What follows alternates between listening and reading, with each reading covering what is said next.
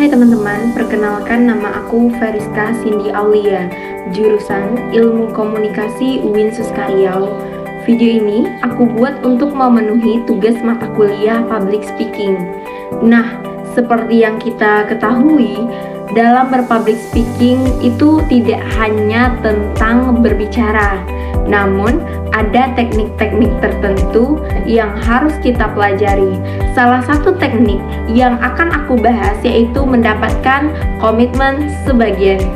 Ada 3 tingkat dalam berpublic speaking. Yang pertama itu memberikan informasi. Contohnya, ternyata mencuci tangan itu penting loh untuk mencegah penyebaran kuman dan penyakit.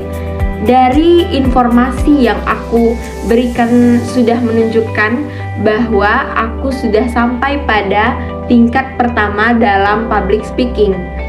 Tujuan utama dari public speaking pada tingkat ini adalah untuk menyampaikan fakta, data, atau informasi yang akurat kepada audiens. Pembicara berfokus pada kejelasan dan ketepatan informasi yang disampaikan.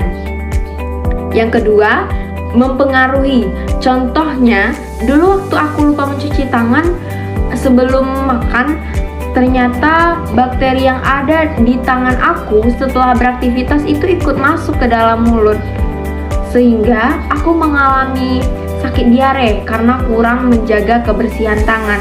Ketika makan dengan menggunakan tangan, mencuci tangan itu penting untuk menjaga kebersihan tangan dari bakteri maupun kuman, terutama ketika kita ingin makan menggunakan tangan.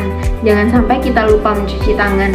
Nah, ketika pembicara memberikan pandangan, menceritakan pengalaman tentang informasi yang dia sampaikan, otomatis akan mempengaruhi persepsi orang lain terhadap apa yang dia sampaikan, sehingga perlahan-lahan orang akan percaya dan terpengaruh. Ketika audiens sudah terpengaruh terhadap apa yang kita sampaikan, artinya pembicara sudah sampai pada tahap kedua dalam public speaking.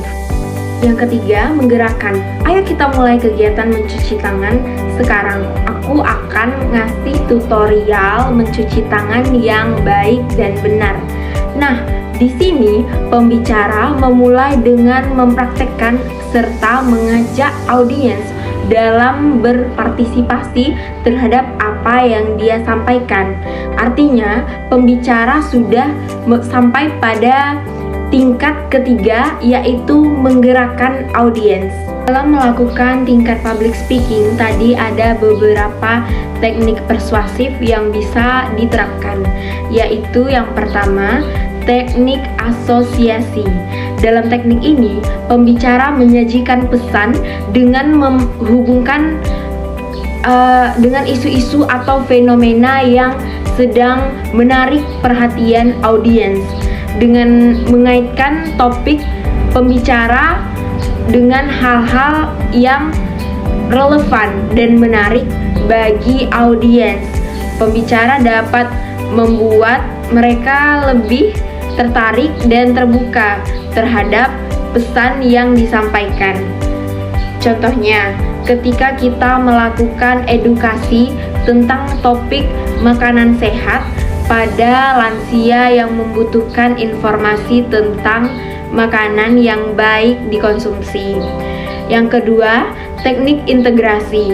Pembicara menggunakan kata-kata yang menggambarkan kesamaan antara dirinya dan audiens, seperti menggunakan kata kita untuk menciptakan rasa persatuan dan kesamaan antara pembicara dan audiens. Ini membantu membangun hubungan yang lebih dekat dan membuat audiens lebih terbuka terhadap pesan yang disampaikan. Yang ketiga, teknik ganjaran. Dalam teknik ini, pembicara menawarkan ganjaran atau insentif kepada audiens sebagai imbalan atas mengikuti keinginan atau pesan yang disampaikan. Ini dapat berupa janji-janji atau manfaat yang akan diperoleh audiens jika mereka mengikuti pesan yang disampaikan pembicara. Contohnya kampanye capres. Yang keempat yaitu teknik tataan.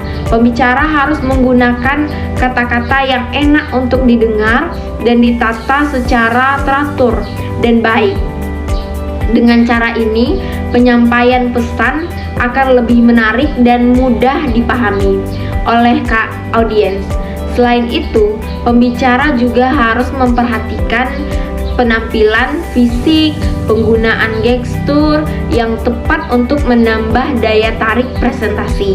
Contohnya, pembicara dapat memulai dengan pengenalan yang menarik, penyajian poin-poin utama dengan urutan yang logis, dan mengakhiri dengan ringkasan yang memperkuat pesan utama. Dengan tataan yang baik, pesan pembicara akan lebih mudah dipahami dan lebih memikat bagi audiens. Kesimpulannya, dalam rangka mencapai tujuan persuasif, penting bagi pembicara untuk berkomunikasi dengan baik dan lancar, menjaga ketertarikan audiens selama presentasi, dan menggunakan retorika yang menarik perhatian. Selain itu, pembicara juga harus menghindari penggunaan kata-kata yang ambigu atau kasar yang dapat mempengaruhi pandangan audiens terhadap mereka. Dengan memperhatikan semua aspek ini, pembicara dapat meningkatkan kemampuan mereka dalam menggunakan teknik persuasif dalam public speaking untuk mencapai tujuan komunikatif yang diinginkan.